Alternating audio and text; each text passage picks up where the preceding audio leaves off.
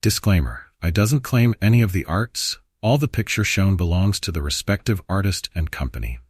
If you are original owner and want me to remove the video, I will do it immediately. Just send me an email to inform me. And if you liked my content, please subscribe to the channel. Chapter begins, and we see with a soldier gripping a firearm. He declares, "This is all for the Empire." As he speaks, his adversaries begin firing at him. He asserts that he must eliminate those who threaten the Emperor and the citizens of the Empire, emphasizing that this is the sole purpose of the Imperial Guard. We soon discover that he is indeed a soldier of the Imperial Guard. As the bullets approach, we witness him skillfully deflecting them from the air. Yet, he doesn't stop there. He expertly takes down each of the men who just shot at him with precise headshots. As their bodies collapse to the ground, applause echoes from the shadows behind him. The soldier turns to face this source of sound and then grimaces in disgust. Then we see in this future Earth, despite significant technological advancements, humanity faces despair due to an ongoing war fueled by resource scarcity. The planet continues to deteriorate as humanity expands its reach to other worlds.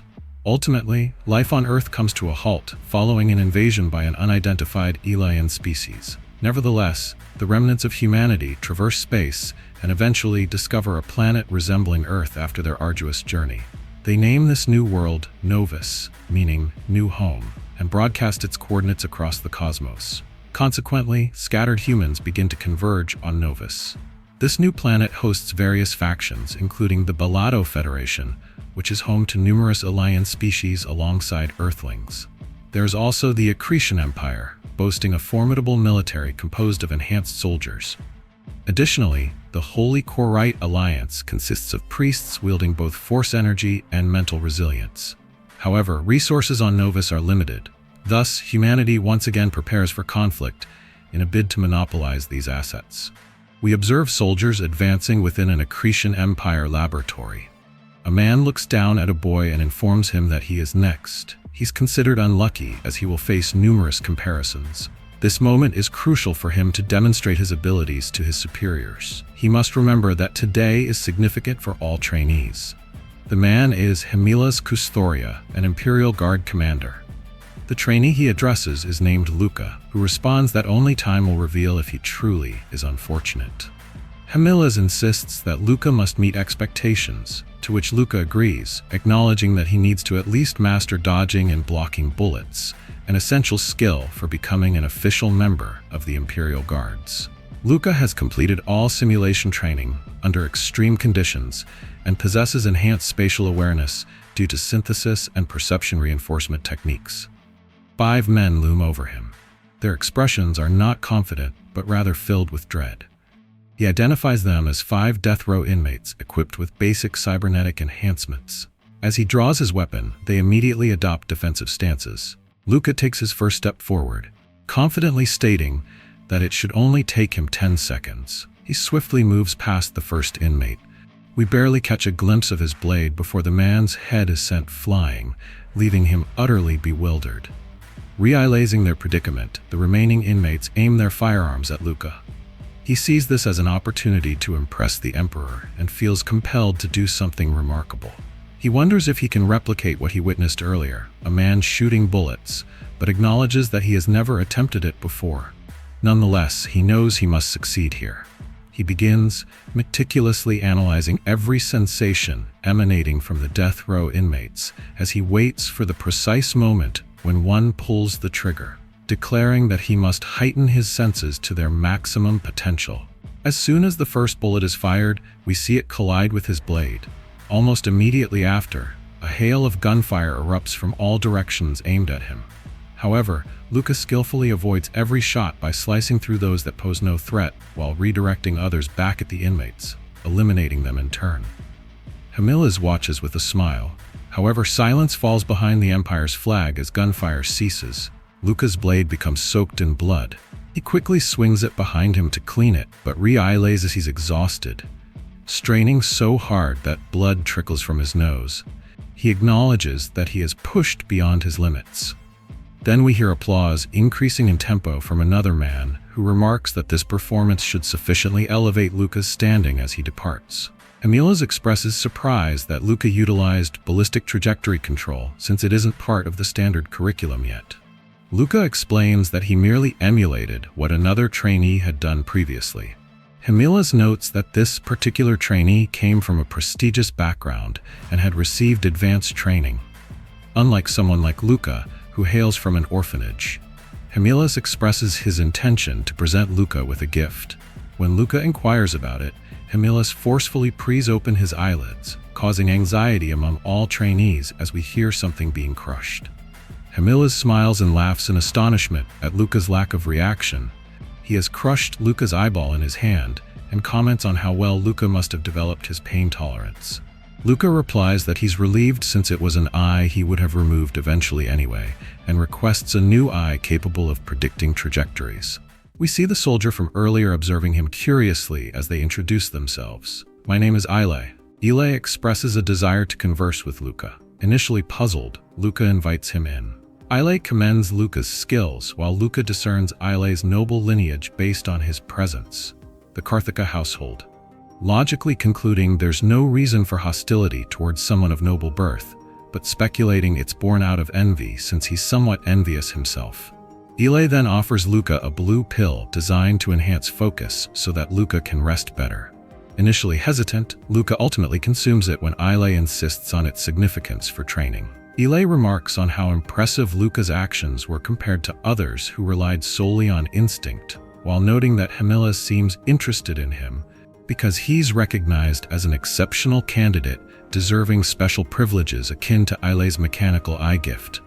Luka reflects on how nobility signifies excellence, while those from lower classes remain powerless. Thus, as someone from impoverished origins like himself, he cannot afford to overlook such rare opportunities.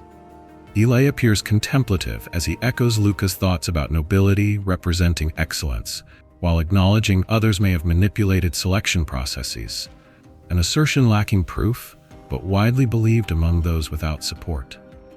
Luka didn't anticipate such candor from nobility, but wonders what Ile genuinely means by this when Ile extends his hand again, stating people like them should succeed, and he'll support him moving forward. Luka shakes his hand, affirming this effort serves solely for their empire's benefit, while radiating an aura filled with dedication. Meanwhile, Ile's expression grows more somber. At the shooting range, the atmosphere crackles with tension. Luka focuses intently on his target, raising his weapon with a newfound precision. His transplanted eye whirs to life, running calculations as he aligns his shot. After a moment of calibration, he pulls the trigger, the bullet striking the target squarely in the forehead. Ile watches in astonishment, remarking that Luka's accuracy is impressive, suggesting that the top student truly stands out among his peers. He teases Luka about adapting quickly to his new eye, pointing out that it seems unfair for someone specializing in close combat to excel at marksmanship. Luka retorts that it's expected for guards to master all weaponry. He reminds Ile that he shouldn't boast about his own skills when he's managed to shoot through the same hole repeatedly. Ile chuckles, asserting that his expertise lies with firearms. Luka warns him that if he keeps up this carefree attitude, Ile might soon find himself eclipsed. Ile welcomes the challenge and reassures Luka that he's always cheering him on. As they discuss their roles in the Empire, Luka reflects on the troubling dilution of talent within their ranks.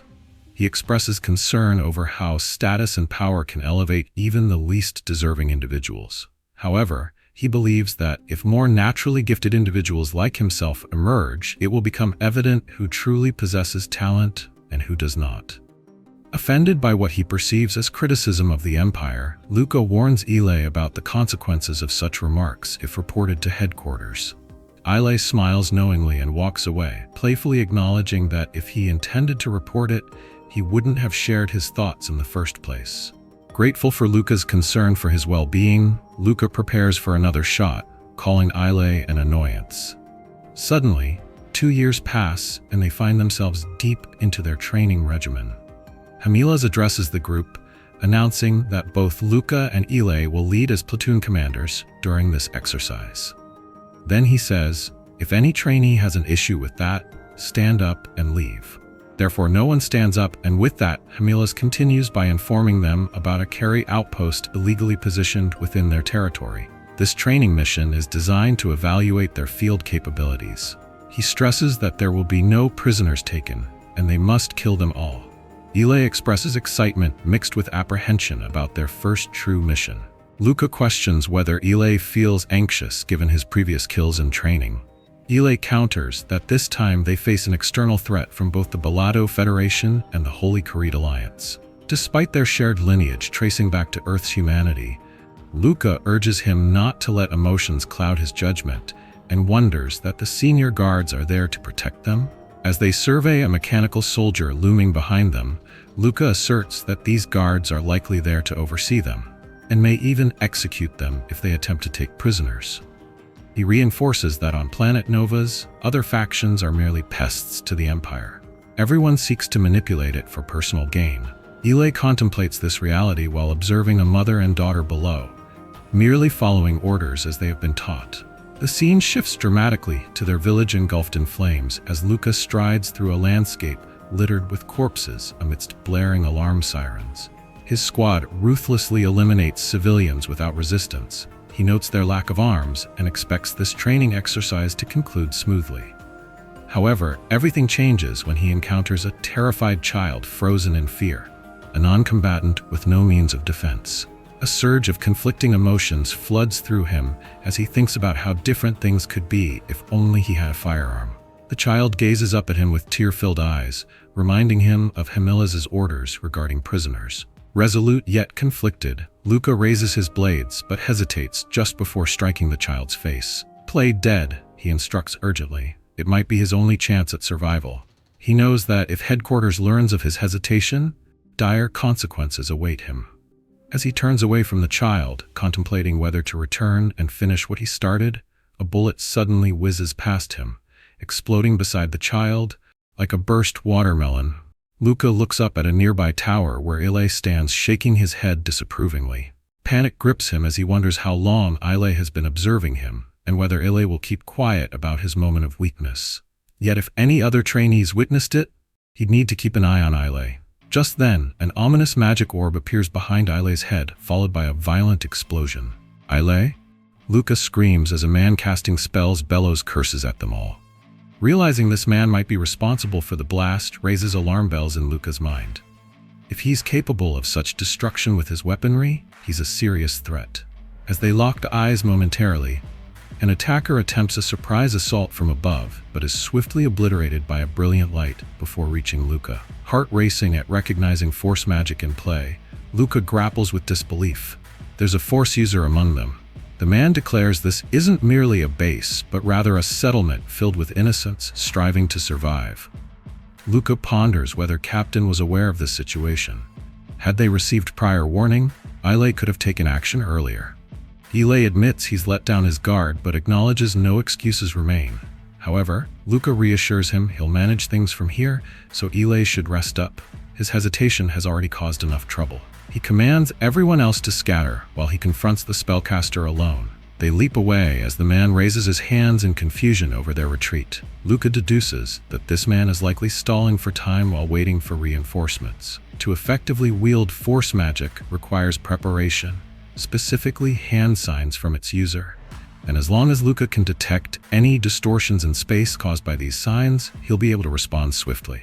With determination surging through him, Luka charges forward while dodging explosive blasts conjured by force magic. However, blood begins trickling from the man's nose under pressure. Though he'd prefer not to engage in a war of attrition, aware his body might give out first, he knows maintaining high-speed maneuvers could present an opening for an attack. Another wave of force strikes him unexpectedly. Pushing himself harder while barreling straight through it catches both him and the force user off guard. As they face off once more, Luka plunges his blade deep into the man's chest, triumphantly declaring victory. But shock washes over him when instead of collapsing from his wound, the man presses a hand against Luka's face, initiating another spell. Luka's heart races as uncertainty grips him. This could be where it ends. But then something unexpected occurs. The man cries out in disbelief upon realizing who he's facing. A child soldier. Without hesitation, now Luka used this moment to his advantage and makes his move. Luka seizes his blade, stabbing downward into the ground, killing him instantly, before rising from what remains of their confrontation, gasping for breath. He reflects on how narrowly he escaped death had that spell been completed. These Karates are fanatics beyond comprehension. Yet why did this one fail? Gasping for air while recalling their motto against letting emotions dictate actions during battle reminds him all this violence serves the Empire's interests. He glances back at fallen children, realizing killing those who threaten safety within their empire defines what Imperial Guards exist for. While confusion and empathy clash violently within him, amid screams begging for mercy echoing around them. And with that, this chapter ends. Thank you for watching this video until the end. Support this channel by liking this video and subscribing the channel. And if you want me to recap another manhwa or manga, write its name on comment section. And if you want to know what happened in previous chapter, you can watch them in this YouTube channel.